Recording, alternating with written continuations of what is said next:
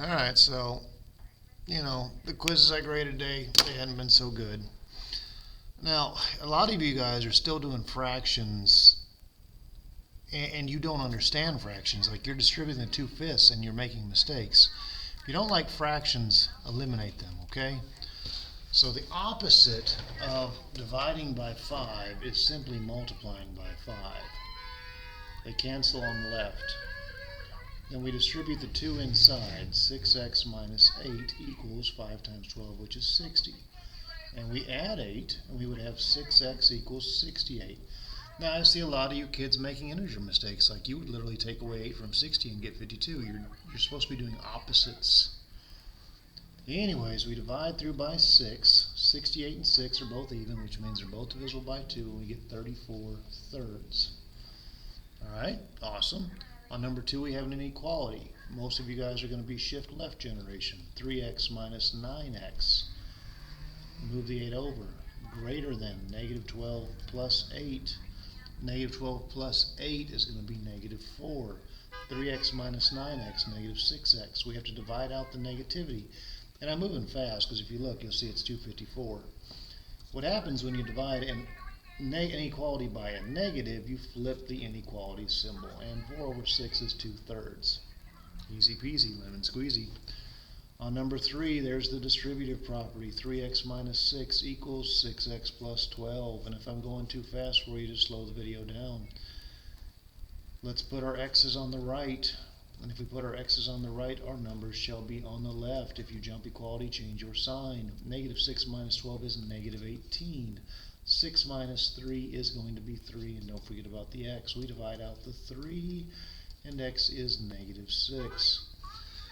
On number 4, 2/3 of the papers I graded Friday, the kid only wrote one equation. Didn't matter who you were. Like, 2/3 of the students only wrote one equation. You got to write 2. On the other one, you negate the stuff inside. And we've had this lesson. We have.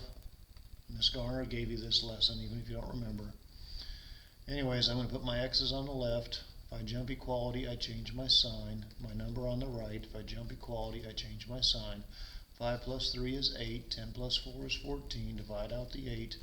Reduce the fraction. They're both even. They're both divisible by 2. 7/4.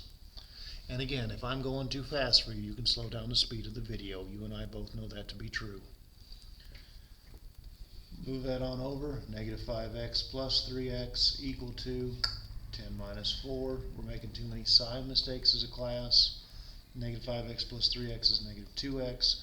We divide out the negative 2, and x is also negative 3. Notice they're not the same. It's very rare that the answer to any absolute value is plus or minus the same number. Alright, over here on the ACT practice, given the right triangle below, find the sign of what's called alpha. That is the Greek letter alpha. As in, I am the alpha and the omega. Okay, that is alpha, the beginning. So, you guys are expected to know SOHCAHTOA. Again, I say expected, but you're supposed to know it. So therefore, the sign ratio is going to be opposite over hypotenuse. Sine of alpha is opposite over hypotenuse. Now, if you look at alpha, you've got the opposite side, but you don't have the hypotenuse. Now, there's theorems in geometry you're supposed to remember. You're supposed to remember like the 3, 4, 5, and then you're supposed to remember this one, 5, 12, what? Okay, so I'm going to just assume you don't remember it. But everybody in the state of Tennessee ought to know that a squared plus b squared is c squared. So we're going to go the long route here, even though I don't have the time. A and b are 5 and 12 respectively, so 5 squared plus 12 squared should be c squared. 5 squared is going to be 25. 12 squared is 144. If we put them together, we get 169. Now, even though this technically has 2 answers, I only care about the real number because I'm dealing with a real thing. So c is the square root of 169, which is 13. It was a 5, 12, 13, a very common pattern. It's a very special right triangle. So with that in mind, the sign of alpha must be 12/13. 2, I don't think more than half the junior class got this right, and that is a crying shame. Half of you could not convert an equation into slope-intercept form. That is horrible. And I'm just being honest, like that doesn't make a lick of sense. That's a very early standard. The goal is y equals mx plus b. Now the reason y'all can't do it is because you make sign mistakes. Left and right, 4x moves over, it changes the sign. On this one, 8 did not move, so it's not going to have a sign change. We divide out the -2. A negative over a negative has always been a positive. And a positive over a negative has always been a negative. There you go. It's y equals 2x minus 4. Easy peasy lemon squeezy. 5 going to be a little harder. So what we're going to do is we're going to get everything with an x on one side because we're trying to isolate x. And if it has an x, it's going to be on one side. So everything with an x, even if it has a y, on one side, and everything else on the other. Okay? So the pieces of this thing that have x's are this one and this one. And I'm just going to shift that 7xy to the left. Now everything else has got to go to the other side. And there was already 4 on the other side, so we're just going to leave it there. And we're going to shift that 3y over and make it negative. And then we're going to do our favorite F word in mathematics, and that is simply factoring. Both of these pieces contain an x. If I pull it from 8x, I have an 8. If I pull it from 7xy, I have a 7y. Negative because I was negative. Now, we don't seem to understand the understood. Numerous kids I'm teaching this year don't have a clue what's between x and 8. Like if you ask a kid what's between 2 and x, they'll say x. Or 2. It's a multiplier, dummy. The understood symbolism between x and that set of parentheses is a multiplier. And the opposite of multiplication has always been and will always be division.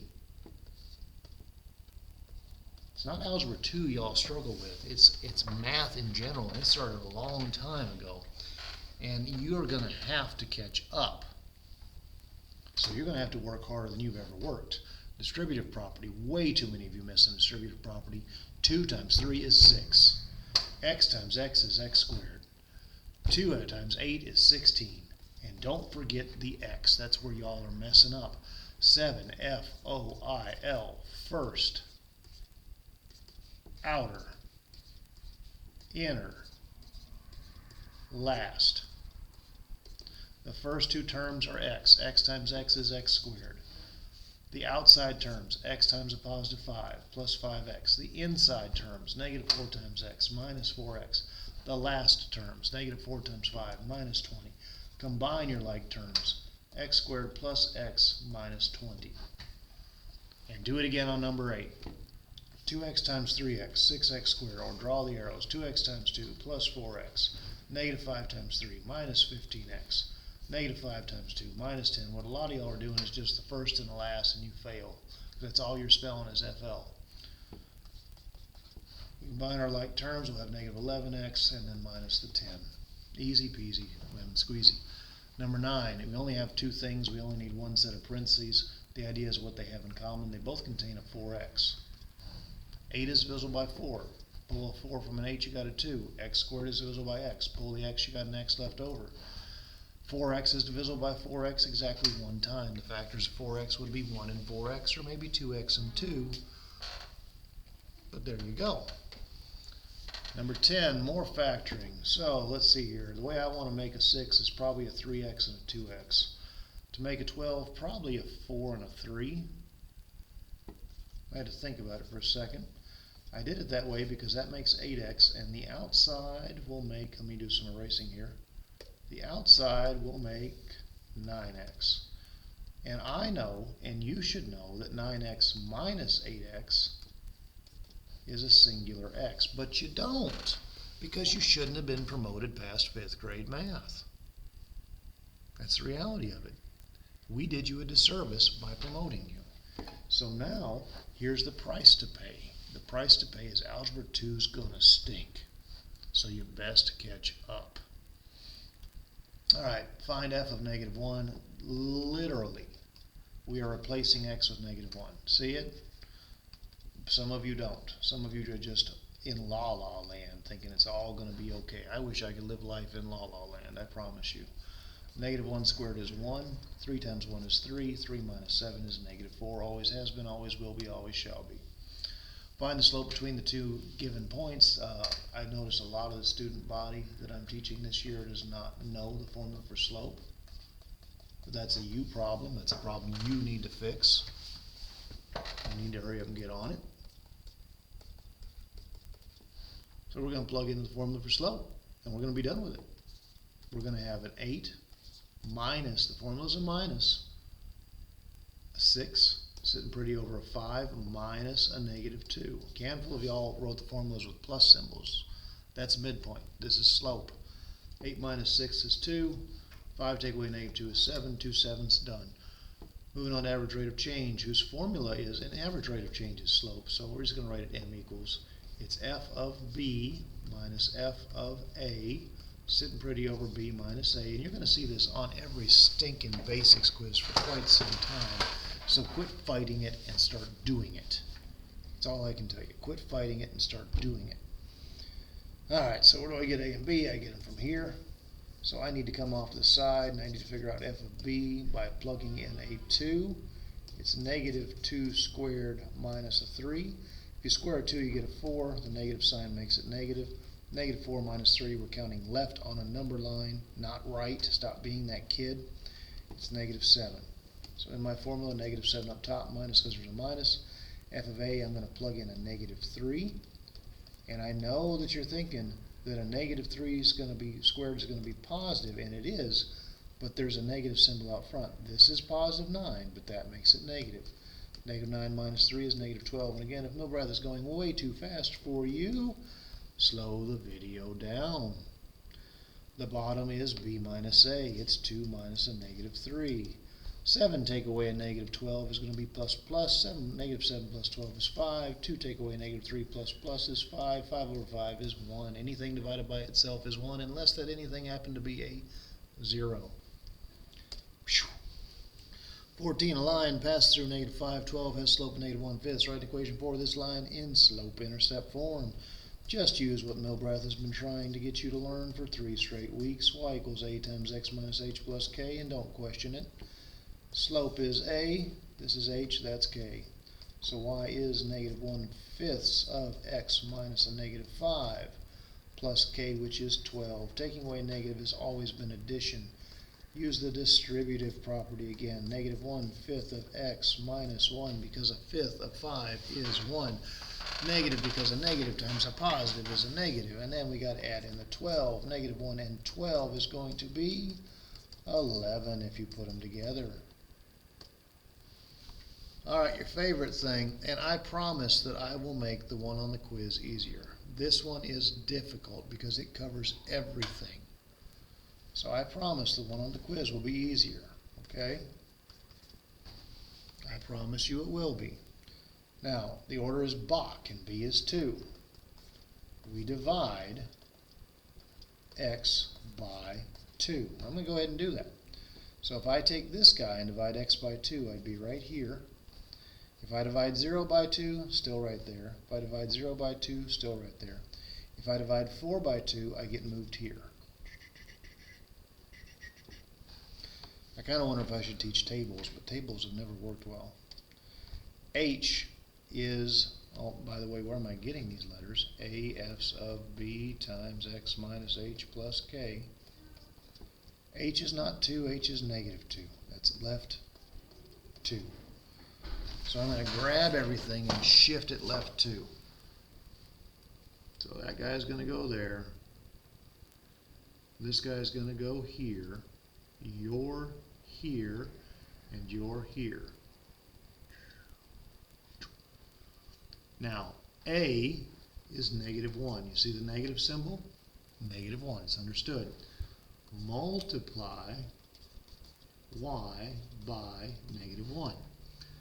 So here y is negative 2. I'm actually at negative 3, negative 2. If I multiply the y value by a negative, I become positive, right there. Here I have a y value of negative 2. If I multiply it by a negative, I become positive, moves it there. This one, oddly enough, doesn't change because y is 0. And here y is 2. If I multiply it by a negative, I'm right there. And boy, it's gotten all jumbled up. Thankfully, it's the last one. Let me change that color to blue. Looks a little something like that. Finally, we have k, which is negative 4, which is down 4. So this guy, which is at negative 3, 2, will get moved to negative 3, negative 2. Negative 3, negative 2. This dude, which is at negative 1, 2, is going to be moved to negative 1, 2. Let's see, this guy, which is at negative 1, 0, will now be dropped down 4, so negative 1, negative 4. And there's my L, right? And then we got this guy. This guy is sitting at, I guess, 0, negative 2. Now it's going to be at 0, negative 6.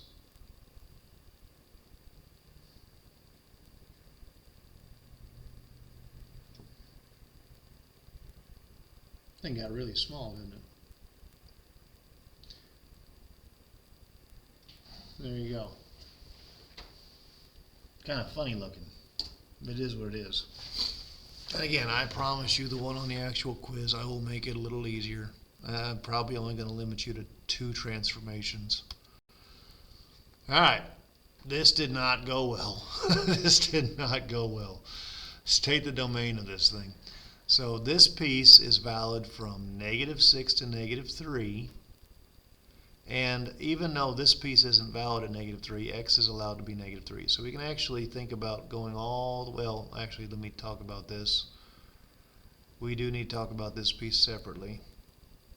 We're going to be valid from negative 3 and from 3 to 2. Actually, when you talk about full-blown domain, but let's talk about it piece by piece. Negative 6 to negative 3 with a negative 3 with a bracket until I'm tired. Union with negative 3 all the way to 2, because at 2 there's a hole in the graph. Union with 2 all the way to 6 with a bracket. That's the domain. Range, if you just look at this piece, your low y value is negative 5. This one has a high y value of negative 3. And this one strikes back over at negative 3. And it works all the way up here. Now, kids are going to say that y can't be 1 because they see an open hole here and here. But the line is solid at 1, so it's valid. So my range is negative 5 to 1. Brackets on both. I know that's hard. Negative 5 to 1. And I know it's difficult for some kids. Alright, say the intervals where the graph is increasing. Again, that's going to be your uphill pieces. It's right there. There's only one uphill piece. It's stuck between x values of negative 6 to 3. Decreasing is downhill from x is 2 until x is 6. And forgive me, I made a mistake there. Parentheses, negative 6, 3, brackets are only used on domain and range, never on the other stuff. Decreasing from 2 to 6. Constant means flat, boys and girls, from negative 3 to 2. X-intercepts, boy, a lot of people miss that. I mean, a lot of people miss the x-intercept. Some people weren't even close. That's the x-intercept. It's literally at 3, 0. Y-intercept would be right here. That's 0, 1. I think close to a third of the junior class could not pick out an x-intercept. And wow, that's bad. You're reminding me of the seniors we graduated last year. That's not a good thing to associate you with. Determine the average rate of change over the interval from 1 to 6. Notice I'm drawing some dots, and I'm going to go ahead and connect those dots. Then I'm going to go back to middle school. I fell 4, and I ran 5. Negative 4/5 is my average rate of change. Does f of negative 3 exist? Sorry, find f of negative 3. If it does not exist, state why. F of negative 3 does not exist because actually here there's nothing. But there's a y value here. You have a choice. You can be this guy or that guy. And it turns out that f of negative 3 does exist and its value is negative 3. Again, these questions are what is y? when x equals negative 3, and you had a choice between pieces you could be. Find f of 2. If it does not exist, state why. Well, f of 2 does not exist, because when you go to where x is 2, you see a hole in the graph. It does not exist. The reason it does not exist is because there is no y value when x is 2. There's a frickin' hole in the graph.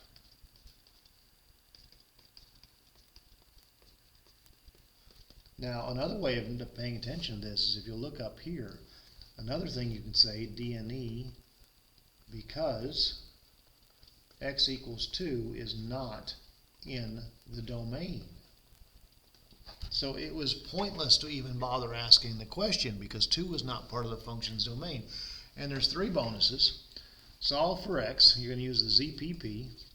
2x minus 5 is 0, or 3x plus a quarter is 0. Here we got these fractions. We're going to add 5 to both sides. We're going to divide by 2. We're going to get 5 halves. Here we're going to subtract a quarter. And you guys are going to take forever to listen to me, but division happens in the denominator. So we're going to throw a 3 in the denominator. Negative 1 over 4 times 3 is negative 112. There's your 2 answers. Solve by factoring. I guess you better know how to factor to actually get this bonus. Let's see, to make a 7x squared, we need a 7x and x. To make a 4, we need a 4 and a 1. Made a mistake there. Negative positive, because the outside makes negative 28, the inside makes 1. Negative 28 plus 1 is negative 27. Again, slow the video down if you cannot keep up. Now use the ZPP. 7x plus 1 is 0, or x minus 4 is 0. If x minus 4 is 0, x is 4. If 7x plus 1 is 0, 7x is negative 1, and x is negative 1/7. Last bonus. Given f of x is 2x cubed plus 3x minus 3, find the difference quotient, which is f of x plus h. Take away f of x over h. This is required of you if you are in a dual enrollment math course next year, or if you take pre-calc. It is one of the very first things they do. They talk about the difference quotient. And what confuses kids is, what is f of x plus h? Well, that means every x becomes x plus h. So we're going to find f of x plus h. There's an x. It becomes x plus h. There's an x. It becomes x plus h. And there's a 3. It stays 3. If you're going to square something, you're going to have to write it twice. I'm going to go ahead and use the distributive property here. Now, squaring out x plus h isn't too hard. X times x is x squared. X times h is xh. H times x is another xh, or hx. H times h is h squared. There were 2 of those things in there, right? And there's still a 2 out front. We get 2x squared plus 4xh plus 2h squared when we distribute the 2. Plus 3x plus 3h minus 3. That is that piece right there. Then it says take away the original function. 2 or more terms always wrap. It's one of my commandments of math. But what do I know? I'm just a teacher from Tennessee. I don't know anything. I ain't some educated man. All right, moving on. If it's in here, it cancels out there. 2x squared minus 2x squared. There should be a 3x out here. 3x minus 3x. There should also be a 3 here. Negative 3 minus a negative 3. That would be adding a positive, and bam. You have successfully canceled 6 things out of the numerator.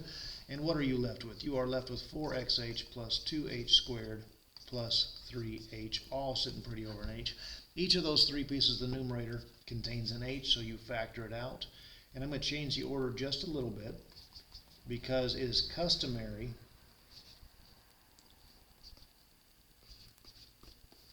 to have this piece last. H's cancel. Final answer is 4x plus 3 plus 2h.